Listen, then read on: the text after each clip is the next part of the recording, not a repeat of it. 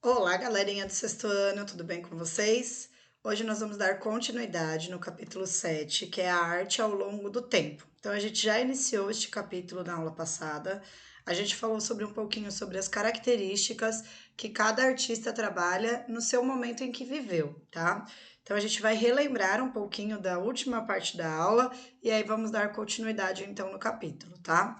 A Pro colocou aí novamente, então, os detalhes, né, da obra da Medusa e as diferenças entre cada artista. Então, ele fala, né, perceba as diferenças da maneira de representar a mesma personagem. A primeira imagem é a personagem Medusa de Celine, tá? E a gente percebe aí um belo rosto e simétrico, né? E emoldurado por cabelos de cobra, que parecem cachos alinhados em um penteado. Então, quando a gente pensa na ideia da Medusa, né, era uma moça que tinha os cabelos de cobra. E aí, ela foi retratada por diversos artistas. Celine escolheu, então, retratá-la de uma maneira doce, delicada, de acordo com a época em que ela viveu. Já Caravaggio, a gente consegue notar que é uma obra mais de terror, tem mais elementos aí voltados para inspirar aí desespero e assim por diante, tá?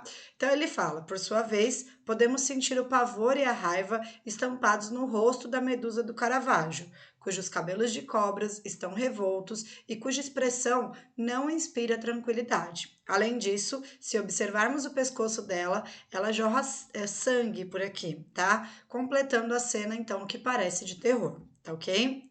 Então, tais diferenças, né, relacionam-se aos períodos em que viveram cada artista. Celine, então, foi um artista do Renascimento, cujas características eram buscar a beleza idealizada, os valores como harmonia e equilíbrio e assim por diante. Já Caravaggio, ele pertenceu ao Barroco e o período ele foi marcado pela convivência dos contrastes, pelo exagero e pelo apelo às emoções.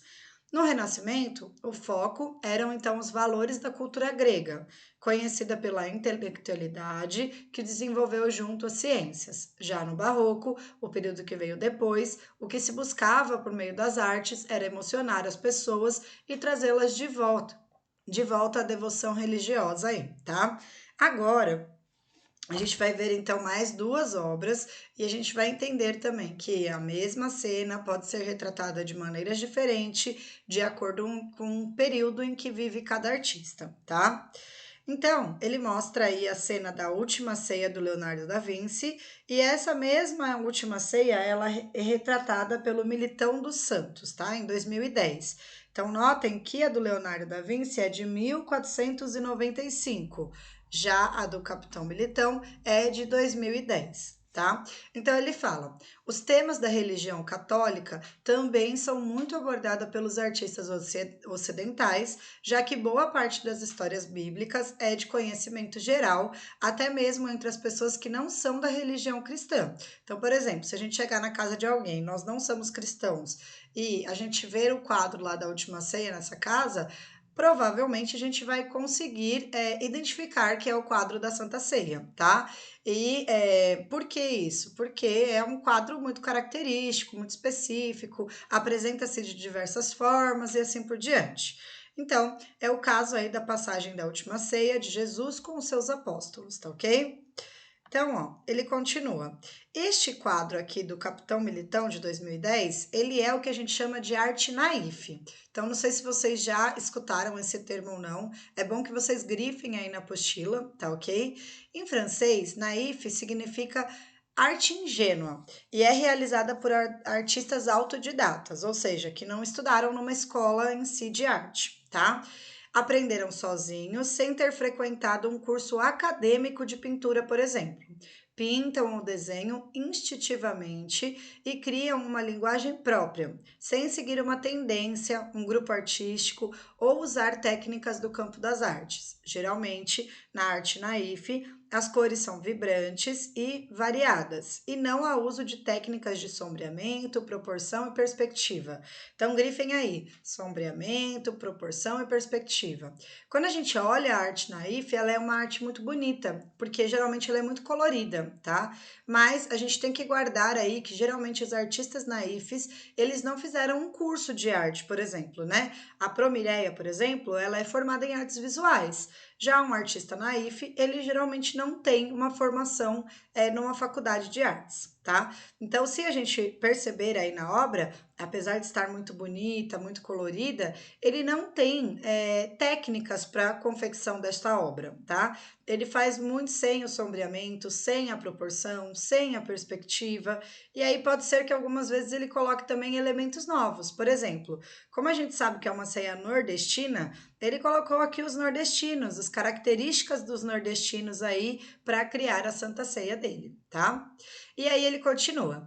Nas imagens, vemos representações de Santa Ceia sobre duas perspectivas de tempo e de espaço. A primeira, que é a do Leonardo da Vinci, ela, assim como a do Cellini, ela pertenceu então ao Renascimento na Itália. E a segunda, feita mais de 500 anos depois no Brasil, pertence ao artista naif Militão dos Santos. Ele é um artista conhecido, tá, gente? Ele fez várias obras aí, o Militão dos Santos. Se a gente pensar nesta obra aqui do Leonardo da Vinci, eu já falei isso para vocês, eu acredito, né? Que o Leonardo da Vinci ele é muito conhecido por utilização de técnicas, por usar aí diversos elementos da arte para a confecção das suas obras. Ele fazia verificação dos corpos para poder desenhar e assim por diante. Nesta obra em especial, ele usa muito uma técnica de perspectiva. Então, se um dia vocês tiverem a curiosidade de pesquisar lá no Google, ele tem o que ele chama de ponto de fuga, que é aqui no final desta porta, na cabeça do Jesus mesmo, e ele vai traçando linhas para conseguir deixar a obra então com perspectiva, tá? É muito legal de usar essa técnica. Um dia, se vocês quiserem, a gente pode observar essa técnica também, tá? Mas ele tem muita técnica. Já o Militão dos Santos, não. Ele é um artista naif, então ele faz tudo de acordo com o que ele sabe, como ele já desenhou e assim por diante, tá? Então, concluímos aí, por meio da leitura de documentos e de livros considerados sagrados, que Jesus e seus apóstolos não eram nem italianos e nem brasileiros. Podemos perceber que cada artista retratou a cena de acordo com o seu próprio contexto. Ou seja, se a gente pensar lá no Leonardo da Vinci, ele caracterizou as roupas, provavelmente italianas, porque ele era da Itália. Já o Militão dos Santos, ele coloca aqui, ó, características dos nordestinos também, tá? E ele fala: Militão dos Santos caracterizou a cena com elementos da fauna e da flora e outros tipicamente nordestinos aí. Já o Leonardo da Vinci colocou os elementos que ele considerava pertinente para a obra, tá ok? Pensando nisso, então, o que vocês têm para fazer esta semana? Vocês vão responder as questões da página 284, exercício 8, o para conferir, página 285, exercício 2, 4 e 5, e vocês têm uma atividade prática, que é a seguinte: página 282, exercício 4, e a proposta é: desenhe no caderno de artes a sua própria representação da última ceia, como se ela tivesse acontecido nos dias de hoje. Então, o que vai ter lá na sua última ceia? Ah, eu vou colocar várias pessoas dentro de casa por causa da temporada do corona, ou eu vou colocar que a gente não pode nem sair para comprar pão. O que vocês vão colocar aí na última ceia de vocês, tá? Vocês vão se inspirar, então, nos dias de hoje, o que está acontecendo para criar essa última ceia de vocês. Professora, precisa ter todo esse monte de gente que tem aí na última ceia? Talvez não, né? Mas pensem em colocar, por exemplo, distanciamento social. Vocês podem colocar todos de máscara, tá? Então não precisa ter tantas pessoas, mas pelo menos de 6 a 8 aí para a Santa Ceia ficar legal, para a última ceia ficar legal, tá ok? Bom, gente, por hoje é só. Um beijo no coração de vocês e até a nossa próxima videoaula.